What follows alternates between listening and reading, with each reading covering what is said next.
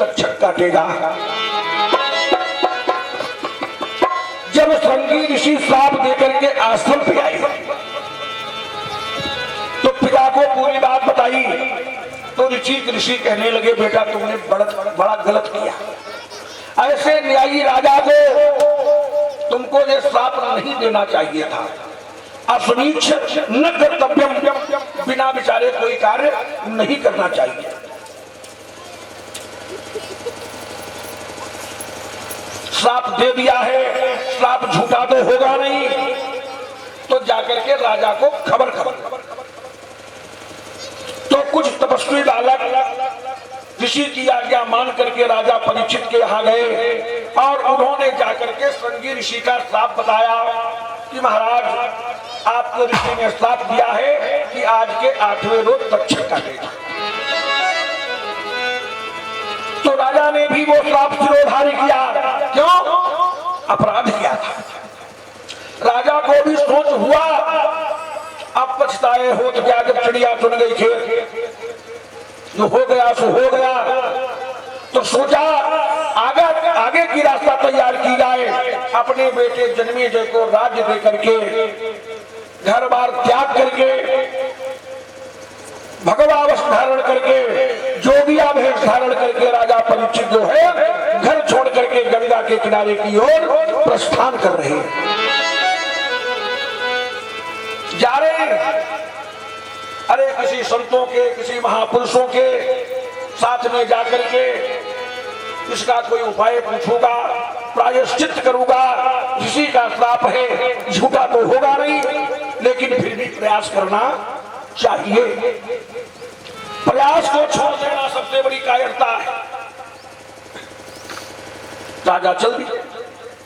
चलते चलते राजा परीक्षित गंगा के किनारे पर पहुंच गए।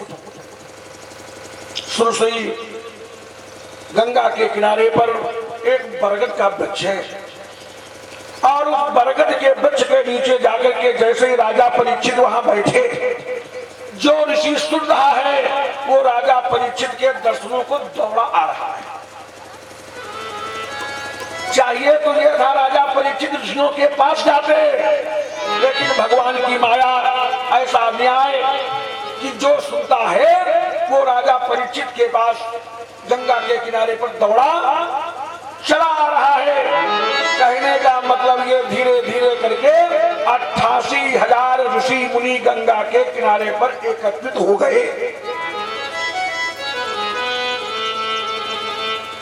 आकर के सब बैठ गए।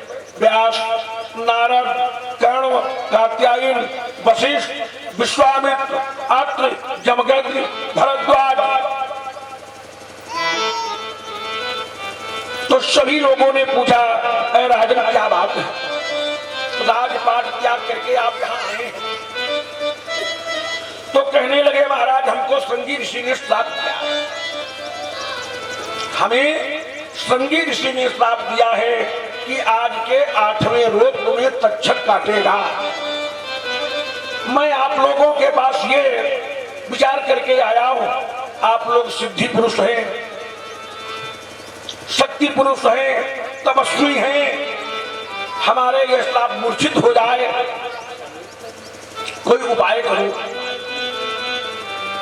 तो सभी ऋषियों ने कहा, महाराज उपाय तो है, उपाय तो है, लेकिन समय बहुत कम है, 7 दिन में कुछ हो नहीं सकता। 7 दिनों का समय बहुत कम है, कुछ हो नहीं पाएगा। कोई कहा अगर महीना क्षण हो तो हम कुछ उपाय करते, कोई कहा अगर 2-3 महीना मिल जाते तो हम उद्धार कर देते। सब अपनी अपनी बात बता करके असमर्थ हो गए। लेकिन तब तक क्या हुआ, ये बात चल रही है कि तत्राययौ खोट सवारी कस्तदा व्यासात्मजो ज्ञान महाब्धि चंद्रमा। उसी समय तत्राययौ खोट सवारी कस्तदा व्यासात्मजो ज्ञान महाब्धि चंद्रमा कथावसानी निज लाभ पूर्ण। प्रेम प्रथम भागवतम सुनई सुनई। तब तक वहां पर सुखदेव जी का आगमन हो जाता है। 18 वर्ष की अवस्था वाला, 16 वर्ष की खोटस बाल के 16 वर्ष की अवस्था वाला नाल गवाल के सहित एक पुरुष परमहंस उसी गंगा के किनारे की ओर भगा आ रहा है।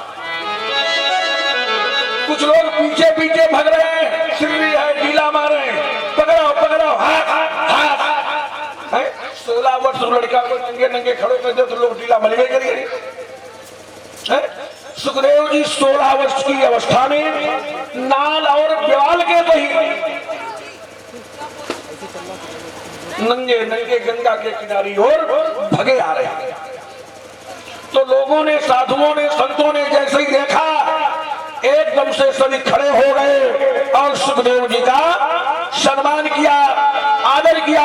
बोलिए सुखदेव भगवान की जय हो। सुखदेव जी को आसन पे बिठाया है, लेकिन ये 16 वर्ष की अवस्था वाला बालक नाल ग्वाल के सहित कैसे? सौनकादि मुनियों ने पूछा तो सूत जी कहने लगे, महाराज ये व्यास जी के पुत्र है।